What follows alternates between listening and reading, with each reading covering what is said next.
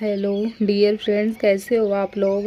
I hope कि आप लोग स्वस्थ और मस्त होंगे। आज मैं आप लोगों के लिए यूपी टेट के महत्वपूर्ण क्वेश्चन लेके आई हूँ जो कि संस्कृत के हैं। तो आप लोग क्या करिएगा, हर एक क्वेश्चन को अच्छे तरीके से समझने का प्रयास करिएगा और आंसर भी देने का साथ साथ प्रयास करिएगा।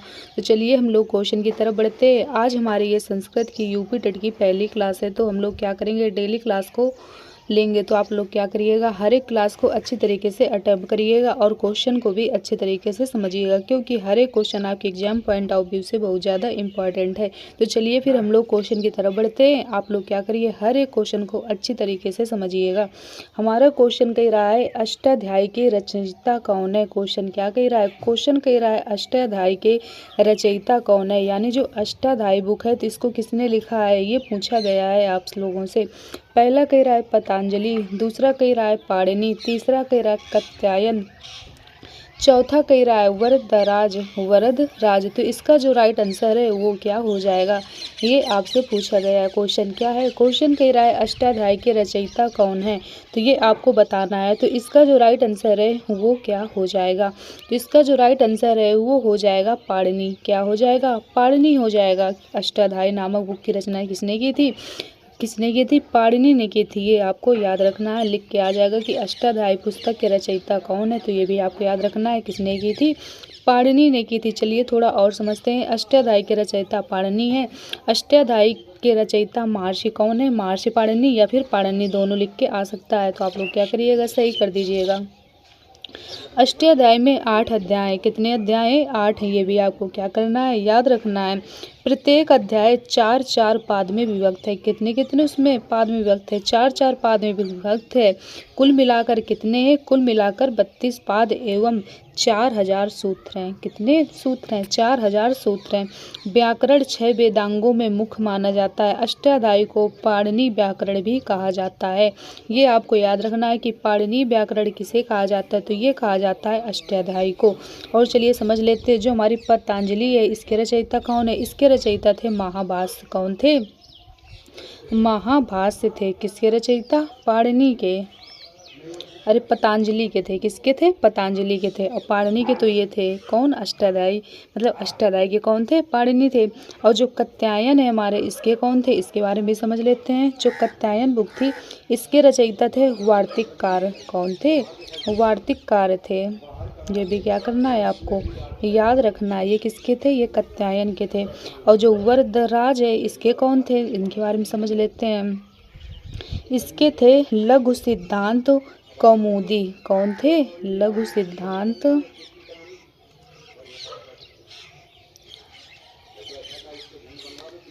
सिद्धांत कौमुदी थे। ये कावना है, ठीक। ये भी आपको क्या करना है, याद रखना है। अब चलिए हम लोग अगले क्वेश्चन की तरफ बढ़ते हैं। हमारा अगला क्वेश्चन क्या कह रहा है, अगला क्वेश्चन कह रहा है हलंत्यम सूत्र से किसकी इत संज्ञा होती है। क्वेश्चन क्या कह रहा है, क्वेश्चन कह रहा है हलंत्यम सूत्र से किसकी इत संज्ञा होती है। पहला कह रहा है अंतिम वर्ण की, दूसरा कह रहा है अंतिम पद की, तीसरा कह रहा है अंतिम व्यंजन वर्ण की, अगला कह रहा है अंतिम स्वर की। क्वेश्चन क्या कह रहा है, क्वेश्चन कह रहा है हलंत्यम सूत्र से किसकी इत संज्ञा होती है। पहला कह रहा है अंतिम वर्ण की, दूसरा कह रहा है अंतिम पद की, तीसरा कह रहा है अंतिम व्यंजन वर्ण की, अगला कह रहा है अंतिम स्वर की। तो इसका जो राइट आंसर है वो क्या हो जाएगा, तो इसका जो राइट आंसर है वो तीसरा हो जाएगा। क्या हो जाएगा, अंतिम व्यंजन वर्ण की हो जाएगी। चलिए इसके बारे में थोड़ा समझ लेते हैं। हलंत्यम सूत्र से अंतिम व्यंजन वर्ण की क्या होती है, ईद संज्ञा होती है। उपदेश से डम हलित्यास्त उपदेश आधोचारणम, उपदेश अवस्था में क्या होता है, विद्यमान अनंत्यम हल ईद संज्ञक होता है। ये भी क्या करना है, आपको याद रखना है। अनंत्यम हल उद्देश्य और इत क्या है, एक विधेय है। इस सूत्र का कार्य है हल अक्षरों की ईद संज्ञा करना। उपदेश अवस्था में विद्यमान हल प्रत्याहार अर्थात हल वर्णों की ईद संज्ञा होती है। ये भी आपको क्या करना है, याद रखना है। अब चलिए हम लोग अगले क्वेश्चन को समझते हैं। अगला क्वेश्चन हमारा क्या कह रहा है। अगला क्वेश्चन कह रहा है लोप संज्ञा का विधायक सूत्र है। क्वेश्चन क्या कह रहा है। क्वेश्चन कह रहा है लोप संज्ञा का विधायक सूत्र है। तो लोप संज्ञा का विधायक सूत्र क्या होगा, ये आपसे पूछा गया है। पहला कह रहा है लोपा साकल्यस, दूसरा कह रहा है तस् लोपा, अगला कह रहा है अदशनम लोपा, अगला कह रहा है इनमें से कोई नहीं। तो इसका जो राइट आंसर है वो क्या हो जाएगा, ये आपको बताना है। क्वेश्चन क्या कह रहा है। क्वेश्चन कह रहा है लोप संज्ञा का विधायक सूत्र है। पहला कह रहा है लोपा साकलस, दूसरा कह रहा है तस्लोपा, अगला कह रहा है आदर्शनम लोपा, अगला कह रहा है इनमें से कोई नहीं। तो इसका जो राइट आंसर है वो क्या हो जाएगा। तो इसका जो राइट आंसर है वो हो जाएगा आदर्शनम लोपा। क्या हो जाएगा, आदर्शनम लोपा। चलिए इसके बारे में समझ लेते हैं। लोप संज्ञा का विधायक सूत्र क्या होता है, आदर्शनम लोपा होता है। आदर्शनम लोपा लोप संज्ञा का क्या है, विधायक सूत्र है। ये भी आपको क्या करना है, याद रखना है। प्रसक्त इसिया दर्शनम लोप संज्ञा इसियात, अर्थात किसी भी प्राप्त वर्ण आदि के न दिखाई पड़ने या सुनने जाने को क्या कहते हैं, लोप कहते हैं। ठीक, किसे कहते हैं, किसी भी प्राप्त वर्ण आदि के न दिखाई पड़ने या सुने जाने को क्या कहते हैं, लोप कहते हैं। जो कि क्या होता है, न दिखाई देता है और न ही क्या होता है, सुनाई देता है। तो वही कहा गया है कि किसी भी प्राप्त वर्ण आदि के न दिखाई पड़ने या सुनने जाने को क्या कहते हैं, लोप कहते हैं। अब चलिए हम लोग अगले क्वेश्चन की तरफ बढ़ते हैं। अगला क्वेश्चन हमारा क्या कह रहा है। अगला क्वेश्चन कह रहा है का से माँ तक के वर्णों की संज्ञा है। क्वेश्चन क्या कह रहा है। क्वेश्चन कह रहा है का से माँ तक के वर्णों की संज्ञा है। तो कैसे होते हैं, जो का से लेके माँ तक के वर्ण बोले जाते हैं वो कैसे वर्ण होते हैं। पहला कह रहा है स्पर्श, दूसरा कह रहा है अंत्यास्थ, तीसरा कह रहा है ऊष्म, चौथा कह रहा है महाप्राण। तो इसका जो राइट आंसर है वो क्या हो जाएगा। तो इसका जो राइट आंसर है वो पहला हो जाएगा। का से लेके माँ तक के आप लोग वर्ण बोलिएगा। ये कैसे वर्ण है, स्पर्श वर्ण होते हैं। ठीक, जैसे का खा गा घा अंगा, फिर चा छा जा झा इया, टा ठा डा ढा आड़ा, ता था दादा ना, फिर पाफा बाभा माँ आया ना। तो ये कैसे वर्ण है, ये स्पर्श वर्ण होते हैं। ये आपको याद रखना है। तो का से माँ तक के वर्णों की जो संज्ञा होती है वो कैसी होती है, स्पर्श होती है। काद यो माओ शाना स्पर्शा, इसको इस नाम से भी जानते हैं। ठीक, का से माँ तक के वर्णों की संख्या को क्या कहा जाता है, संज्ञा को स्पर्श संज्ञा के नाम से भी जाना जाता है। तो आई होप आप लोगों को ये वाला भी क्वेश्चन अच्छी तरीके से समझ में आया होगा। और ये भी याद रखना है आपको कि जो का से लेके माँ तक के वर्ण होते हैं इनकी टोटल संख्या कितनी होती है। तो ये होती है हमारी 25। प्रत्येक वर्ग में कितने कितने आ जाएंगे, 5 5 आ जाएंगे। होते कितने टोटल 5। का वर्ग आएगा, चा वर्ग आएगा, टा वर्ग आएगा, ता वर्ग आएगा और कौन सा आएगा, पा वर्ग आएगा। तो पांचों को मिला के कितने हो गए, 25 हो गए। टोटल वर्ण हमारे कितने होते हैं, इसमें 25 होते हैं। ये भी क्या करना है, आपको याद रखना है। एक सेकंड रुकिए।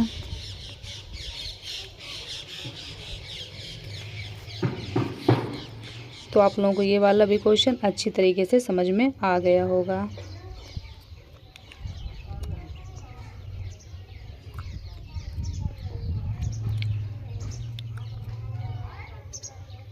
अब चलिए हम लोग अगले क्वेश्चन की तरफ बढ़ते हैं। अगला क्वेश्चन हमारा क्या कह रहा है।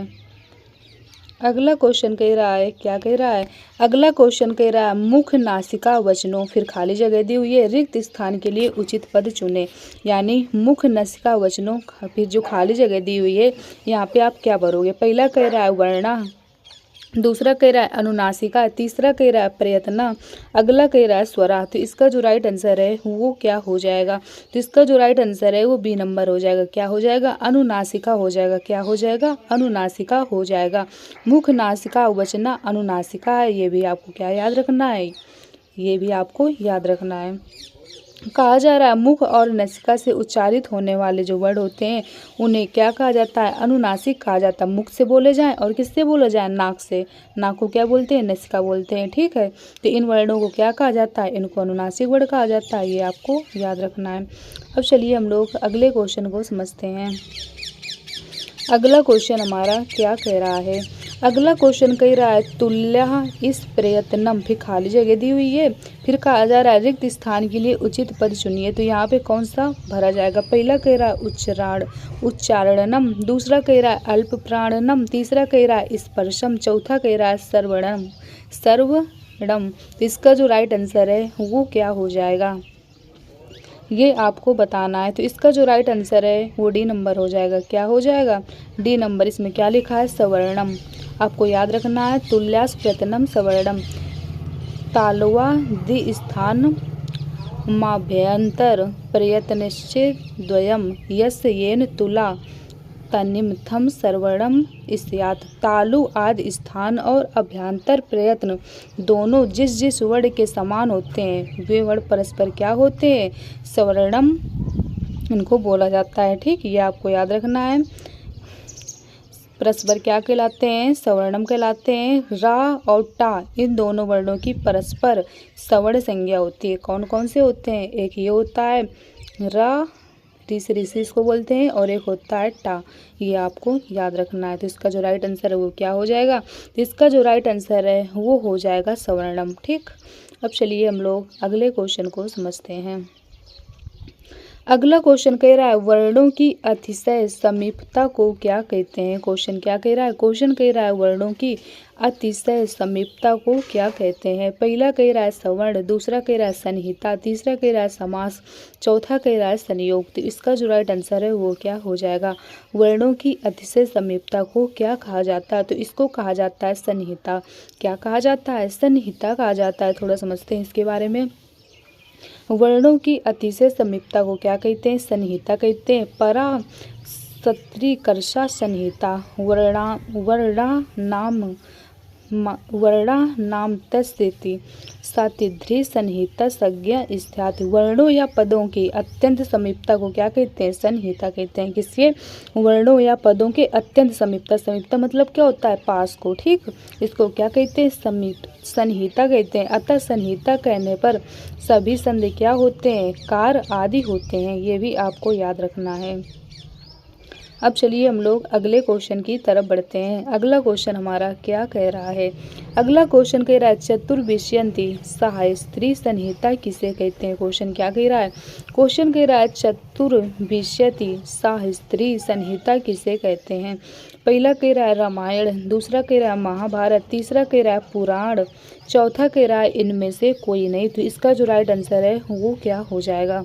चतुर्विशंत का मतलब क्या होता है? इसका मतलब होता है 24,000 से। ये भी आपको याद रखना है। ठीक है, तो इसका जो राइट आंसर है वो क्या हो जाएगा? तो इसका जो राइट आंसर है वो हो जाएगा रामायण। क्या हो जाएगा? रामायण हो जाएगा। चतुर्विशंति सहास्त्री संहिता किसको कहा जाता है? रामायण को कहा जाता है। रामायण महर्षि वाल्मीकि की क्या है? कृति है। इसमें 7 कांड हैं। कौन कौन से 7 कांड हैं उनके बारे में समझ लेते हैं। बालकांड, अयोध्या कांड, आरण्य कांड, किष्किंधा कांड, सुंदर कांड, युद्ध कांड और कौन सा? उत्तर कांड। इसमें कितने श्लोक हैं? इसमें 24,000 श्लोक हैं। अतः इसे क्या कहते हैं? चतुर्विशंति कहा जाता है। शास्त्रीय संहिता भी कहते हैं। रामायण आदि काव्य है। महर्षि वाल्मीकि के द्वारा विरचित होने के कारण इसे क्या कहते हैं? आर्ष काव्य के भी कहते हैं। क्या कहते हैं? आर्ष काव्य के नाम से भी इसको जानते हैं। ये भी आपको याद रखना है। अब चलिए हम लोग अगले क्वेश्चन को समझते हैं। अगला क्वेश्चन कह रहा है आदि काव्य किसे कहा जाता है? क्वेश्चन क्या कह रहा है? क्वेश्चन कह रहा है आदि काव्य किसे कहा जाता है? पहला कह रहा है रघुवंश को, दूसरा कह रहा है रामायण को, तीसरा कह रहा है महाभारत को, चौथा कह रहा है कुमार संभव को। तो इसका जो राइट आंसर है वो क्या हो जाएगा? आदि काव्य किसे कहा जाता है? चलिए समझते हैं इसके बारे में। किसके बारे में? आदि काव्य किसे कहा जाता है? तो ये कहा जाता है रामायण को। किसको कहा जाता है? रामायण को कहा जाता है। ये भी क्या करना है? आपको याद रखना है। चलिए समझ लेते हैं इसके बारे में। आदि काव्य रामायण को कहा जाता है। रामायण की रचना किसने की थी? ये भी आपको याद रखना है। तो रामायण की रचना महर्षि वाल्मीकि ने की थी। रामायण को आदि काव्य कहा जाता है। रामायण में मुख्यतः अनुष्टुप छंद है। कैसे? अनुष्टुपम छंद है। रामायण और महाभारत दोनों महाकाव्य के रूप में प्रसिद्ध है। गायत्री मंत्र में 24 वर्ण होते हैं। अतः यह मान्यता है कि इसको आधार मानकर रामायण में कितने श्लोक लिखे गए हैं? 24,000 श्लोक लिखे गए हैं। ठीक, लिखे गए हैं? रघुवंश कालिदास, महाभारत वेद व्यास और कुमार संभवत कालिदास की रचना है इसमें। ठीक, ये भी आपको याद रखना है। अब चलिए हम लोग अगले क्वेश्चन को समझते हैं। अगला क्वेश्चन कह रहा है रामायण में कितने कांड हैं? क्वेश्चन क्या कह रहा है? रामायण में कितने कांड हैं? तो रामायण में कितने हमारे टोटल कांड हुए? 7 हैं, ये मैंने आपको पहले क्वेश्चन में बताया था। ऑप्शन कह रहा है 6, 8, 7, 9। तो इसका जो राइट आंसर है वो हो जाएगा 7। कितने हैं? 7 हैं। चलिए समझ लेते हैं 7 कांड कौन कौन से हैं। बाल कांड, अयोध्या कांड, अरण्य कांड, किष्किंधा कांड, सुंदर कांड, युद्ध कांड और कौन सा? उत्तर कांड। अब चलिए समझ लेते हैं इनमें सर्ग की संख्या कितनी है। जो बाल कांड है इसमें हमारे टोटल 77 सर्ग हैं। ठीक, अयोध्या कांड इसमें 119 सर्ग हैं। इसके बाद फिर आ रहा है अरण्य कांड, इसमें 75 सर्ग हैं। इसके बाद फिर आ रहा है किष्किंधा कांड, इसमें कितने? टोटल 67 हैं। ये अगला कह रहा है सुंदर कांड, इसमें 68 हैं सर्ग।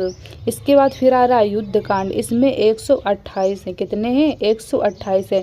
अगला आ रहा है उत्तर कांड, इसमें 111 सर्ग हैं। कुल मिलाकर कितने हो गए टोटल सर्ग? कुल मिलाकर हमारे टोटल हो गए 645 सर्ग। कितने हो गए? 645 सर्ग हो गए। ये भी आपको याद रखना है। अब चलिए हम लोग अगले क्वेश्चन की तरफ बढ़ते हैं। अगला क्वेश्चन हमारा क्या कह रहा है? अगला क्वेश्चन कह रहा है रामायण में सबसे अधिक प्रयुक्त छंद है। क्वेश्चन क्या कह रहा है? क्वेश्चन कह रहा है रामायण में, क्वेश्चन क्या कह रहा है? रामायण में सबसे अधिक उपयुक्त छंद है। तो रामायण में सबसे अधिक उपयुक्त छंद कौन सा है ये आपको बताना है। सॉरी, चलिए समझते हैं। पहला कह रहा है उपजात, दूसरा कह रहा है वंशस्थ, तीसरा कह रहा है अनुष्टुपम, अगला कह रहा है आर्या। तो इसका जो राइट आंसर है वो क्या हो जाएगा? क्वेश्चन क्या कह रहा था? क्वेश्चन कह रहा था रामायण में सबसे अधिक उपयुक्त छंद कौन सा है? तो इसका जो राइट आंसर है वो सी नंबर हो जाएगा। क्या हो जाएगा? अनुष्टुपम हो जाएगा। क्या हो जाएगा? अनुष्टुपम हो जाएगा। चलिए समझते हैं इसके बारे में। रामायण में सबसे अधिक प्रयुक्त छंद कौन सा है? अनुष्टुपम है। रामायण की रचना महर्षि वाल्मीकि ने की थी। यह 7 कांडों में विभक्त है। इसमें कितने? 24,000 श्लोक हैं। अतः इसे क्या कहते हैं? चतुर्विंशति भी कहते हैं। ये भी आपको याद रखना है। चतुर्विंशति शास्त्री संहिता भी कहा जाता है। रामायण तथा महाभारत दोनों महाकाव्य के रूप में प्रसिद्ध हैं। रामायण आदि काव्य, रामायण को अर्ष काव्य भी कहा जाता है। क्या कहा जाता है? अर्ष काव्य के नाम से भी इसको जाना जाता है। किसको? रामायण को। अब चलिए हम लोग अगले क्वेश्चन को समझते हैं। अगला क्वेश्चन कह रहा है रामायण के रचयिता कौन है? क्वेश्चन क्या कह रहा है? क्वेश्चन कह रहा है रामायण के रचयिता कौन है, यानी रामायण की रचना किसने की थी? पहला कह रहा है कालिदास, दूसरा कह रहा है भास, तीसरा कह रहा है अश्वघोष, चौथा कह रहा है वाल्मीकि। तो इसका जो राइट आंसर है वो हो जाएगा वाल्मीकि। रामायण की किसने की थी?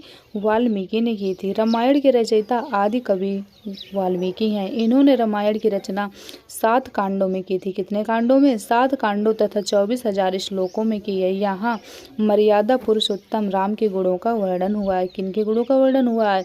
मर्यादा पुरुषोत्तम श्री राम जी हैं, उनके क्या हुआ है? गुणों का वर्णन हुआ है। ठीक, अब चलिए हम लोग अगले क्वेश्चन को समझते हैं। अगला क्वेश्चन हमारा क्या कह रहा है? अगला क्वेश्चन कह रहा है रामायण के किस कांड में अन्य कांडों की अपेक्षा अधिक काव्यात्मक वर्णन है? क्वेश्चन क्या कह रहा है? क्वेश्चन कह रहा है रामायण के किस कांड में अन्य कांडों की अपेक्षा अधिक काव्यात्मक वर्णन है? पहला कह रहा है सुंदर कांड, दूसरा कह रहा है अयोध्या कांड, तीसरा कह रहा है अरण्य कांड, चौथा कह रहा है किष्किंधा कांड। तो इसका जो राइट आंसर है वो क्या हो जाएगा? तो इसका जो राइट आंसर है वो हो जाएगा सुंदर कांड। क्या हो जाएगा? सुंदर कांड हो जाएगा। रामायण के सुंदर कांड में अन्य कांडों की अपेक्षा अधिक काव्यात्मक वर्णन है। रामायण की रचना वाल्मीकि ने की थी। रामायण में 7 कांड हैं। सुंदर कांड में 68 सर्ग हैं। इनमें निम्न तथ्यों का वर्णन है। किसका किसका? हनुमान द्वारा सागर लंका में प्रवेश, सीता की खोज, अशोक वन में सीता दर्शन, अंडलियत वृत्तांत, विभीषण द्वारा दूत वध निषेध तथा हनुमान की पूंछ में आग लगाना तथा लंका दहन। हनुमान इस कांड में नायक हैं। कौन है नायक? हनुमान जो है इस कांड में क्या है? नायक हैं।